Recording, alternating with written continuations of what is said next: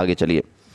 ہمارے ہاں کئی میں نے دیکھا ہے لڑکے یہ کبوتر بازی کرتے ہیں, کبوتر پکڑتے ہیں.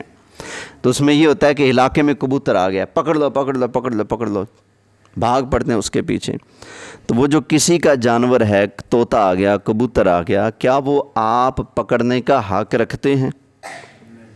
جو پرندوں کا تجربہ کار ہوگا نا, اس کو معلوم ہوگا کہ یہ پالتو پرندہ ہے, گھریلو پرندہ ہے, اور یہ پالتو نہیں ہے. جن کا کام ہے اس کو اس چیز کا اندازہ ہوگا. بعض اوقات جو پالتو کبوتر ہوگا اس کے پاؤں میں کوئی نہ کوئی چیز بندھی ہوئی ہوگی. جو طوطا ہوگا, ایک طوطا تو ہمارے ہاں عام ہے, ایک جو اسپیشل جو طوطے ہوتے ہیں بولی بولنے والے, تو آسٹریلیا والے, افریقہ والے وغیرہ, یہ جو باہرلے ملکوں سے اسپیشل طوطے منگوائے جاتے ہیں, لائے جاتے ہیں. تو ظاہری بات ہے وہ یہاں اڑتا ہوا آئے گا. وہ تو ہر بندے کو پتہ ہے کہ یہ والے پاکستان میں تو نہیں پائے جاتے, یہ تو کسی کا اسپیشل ہے, کسی نے منگوایا ہے, اس کا پنجرا کھلا ہوا ہوگا اور یہ اڑ کے آ گیا. تو ایسے طوطے کو, ایسے پرندے کو, جانور کو پکڑنا جو کہ کسی کا پالتو تھا, اس کو پکڑنا, اپنے پاس رکھنا, یہ جائز بولیے نہیں ہے.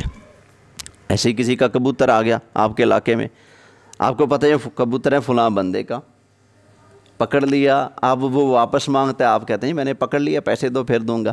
اب یہ پیسے لیں گے تو حرام ہوگا, کیونکہ یہ اس کی چیز ہے, اس کی پالتو چیز ہے, اس کو واپس دینا کیا ہے, فرض ہے. اور اس کا حکم یہ ہے کہ جب یہ ہے لقطہ کے حکم ہے. لقطہ جیسے آپ راستے میں جا رہے ہیں نا, آپ کو کوئی چیز پڑی ہوئی مل گئی تو آپ نے اٹھا لی, کیا آپ اس کو اپنے استعمال میں لا سکتے ہیں؟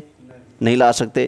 جو حکم اس راستے میں پڑی ہوئی چیز کا ہے نا, یہی حکم کسی کے پکڑے ہوئے پرندے کا ہے.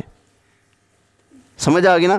جیسے اس چیز میں شریعت یہ کہتی ہے کہ 1 سال بندہ ڈھونڈو, بھائی یہ کس کی چیز ہے, مجھے ملی ہے راستے سے, کس کی ہے, کس کی ہے. ہمارے ہاں تو شاید یہ سمجھ لیتے ہیں, ہاں پیسے مل جائیں, بٹوا مل جائے, کوئی اور چیز مل جائے, سمجھ آ گئی نا, کپڑے وغیرہ مل جائیں راستے میں پڑے ہوئے, کسی کا گم شدہ جانور وغیرہ مل جائے, کوئی بھی چیز اگر آپ کو,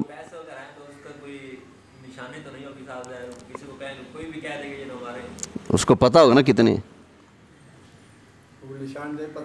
آپ کل 15-20 ہزار لے کے آئیں یا گھما کے جائیں, پھر ہم آپ سے پوچھیں گے نشانی, آپ بتا دیں گے.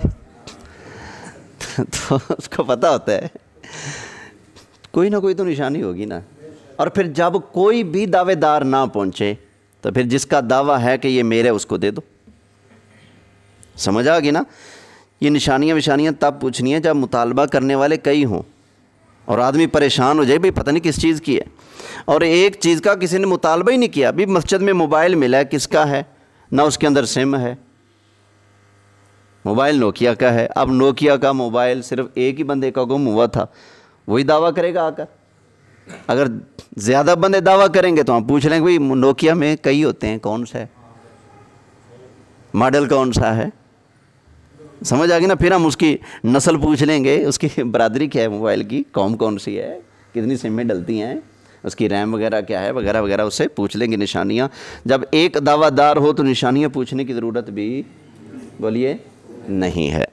مسلمان کی زبان پر اعتبار کرنا ضروری ہے. سمجھ آ گئی نا؟ مسلمان کی بات پر اعتبار کرنا ضروری ہے. اب آگے چلتے ہیں.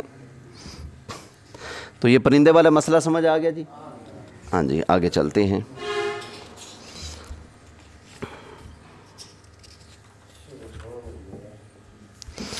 کمپنیاں یہ دکانداروں کو مختلف قسم کے گفٹ دیتی ہیں. یہ گفٹ لینا یہ جائز ہے یا نہیں, اس کی کچھ صورتیں ہیں, وہ ذرا سن لیجئے. خاص طور پہ اگر دکاندار حضرات کوئی غلطی سے بیٹھا ہو تو وہ توجہ سے سن لے. ایک گفٹ وہ ہوتا ہے جس کا مقصد صرف اور صرف مشہوری کرنا ہوتا ہے. کیا ہوتا ہے؟ صرف اور صرف, اس کے علاوہ ان کی کوئی غرض نہیں ہوتی. مثلاً یعقوب سوپ جیسے ایک صابن ہے, ڈیٹول ایک صابن ہے, تو رمضان شریف میں انہوں نے کیلنڈر بنوایا جس کے اوپر سحری اور افطاری کا ٹائم ٹیبل لکھا ہوا ہے. تو کیلنڈر کے ساتھ انہوں نے اپنی کمپنی کی مشہوری بھی نیچے لکھ دی.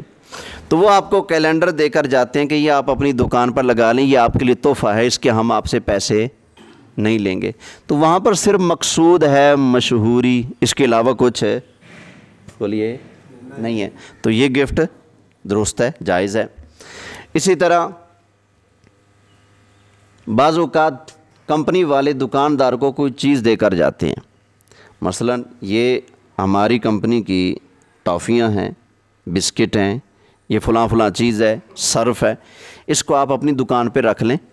اگر آپ نے محنت کی اور لوگوں کو ہماری چیز آپ نے سیل کی, بیچی, تو ہم انعام کے طور پر آپ کو کچھ دیں گے, تو یہ انعام بھی درست ہوگا. اگر کمپنی والے کہتے ہیں کہ یہ چیز ہم آپ کو دے رہے ہیں, یہ ہماری کمپنی کا صابن ہے, اس کو آپ رکھ لیں, ہم آپ کو سیل پر اتنے پیسے دیں گے, لیکن ایک ہماری شرط ہے, آپ دوسری کمپنیوں کا صابن یہاں سے اٹھا دیں, صرف ہمارا صابن, ہمارا صرف, ہماری سگریٹ رکھیں, یا ہماری کمپنی کے پیمپر رکھیں, ہماری کمپنی کی چیزیں رکھیں. سمجھ آ گئی نا؟ باقی کمپنیوں کی چیزیں یہاں سے آپ ہٹا دیں. تو اب یہ گفٹ ان کی طرف سے دیا ہوا قبول کرنا حرام ہے. سمجھ آ گئی نا؟ اب یہ گفٹ نہیں, اب یہ رشوت ہے. اب یہ اس کو قبول کرنے میں کئی خرابیاں ہیں. ایک خرابی تو یہ کہ آپ رشوت لے رہے ہیں.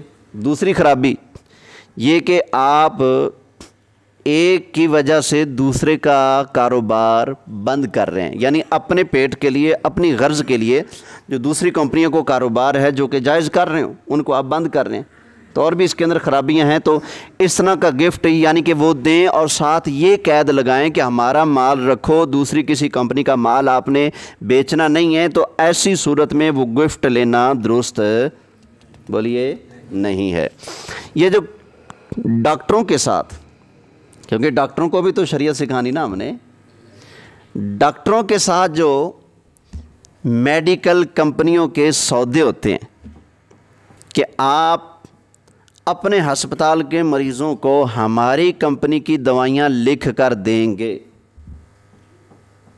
اور آپ کے ہسپتال کے اندر صرف ہماری ہی کمپنی کی دوائیاں ہوں گی, تو ہم آپ کو یہ سہولت دیں گے, ہم آپ کو یہ گاڑی بھی دیں گے, ہم آپ کو اتنا کمیشن بھی دیں گے, پیسے بھی دیں گے, شرط ہے کہ باقی کمپنیوں کی آپ نے میڈیسن نہیں رکھنی, صرف ہماری رکھنی ہے.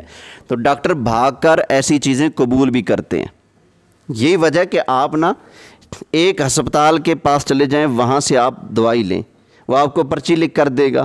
عام طور پر یہ ہوتا ہے کہ جو اس نے دوائی لکھ کر دی ہے صرف اس ہسپتال کے میڈیکل سٹور میں یا اس کے سامنے والے میڈیکل سٹور سے ملے گی, آگے پیچھے کہیں سے.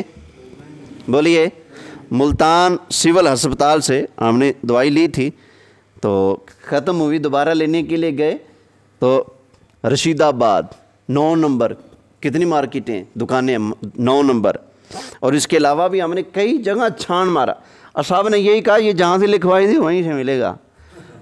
ان کو پتہ ہے کہ یہ ڈاکٹر کا کیا ہوتا ہے, اگلے کے ساتھ سودا ہوتا ہے. تو یہ اس طرح کا سودا کر کے ڈاکٹر کیا حلال کما رہے ہیں. اور ڈاکٹر حضرات بڑے فخر سے کہتے ہیں ہم عوام کی خدمت کر رہے ہیں. جس طرح کی خدمت آپ کرتے ہیں نا عوام کی, عوام کو پتہ ہی ہے. بابے نو چیرن دی لوڑ نہیں ہوندی, لیکن ڈاکٹر صاحب کہتے ہیں بابا چیرنا پائے گا. سمجھ آ گئی نا؟ خواہ مخواہ کے آپریشن بھی کر دیتے ہیں ناجائز کے, اپنی کاروبار چمکانے کے لیے. پھر یہ مختلف کمپنیوں کے ساتھ ان کا سودا ہونا, پھر انہی کمپنیوں کی دوائی لکھ کر دینا, اگرچہ وہ دوائی فائدہ دے یا نہ دے, تو اپنی غرض کے لیے ایسا کرتے ہیں. تو یہ ان کا کاروبار یہ والا درست نہیں ہے. اگر خدمت کرنے آئے ہو تو واقعی خدمت کرو. کسی غریب کو کبھی دعا فری بھی دے دیا کرو. کبھی امیر غریب کا فرق کر کے بھی تم اپنا وہ جو کیا ہوتا ہے حساب کتاب لگا لو. جو تم نے پرچی رکھی ہوتی ہے, فیس رکھی ہوتی ہے, 3000 روپے فیس ہے ڈاکٹر کی جی, 5000 فیس ہے, ایسے ایسے 15 ہزار فیس والے ڈاکٹر بیٹھے نشتر کے سامنے.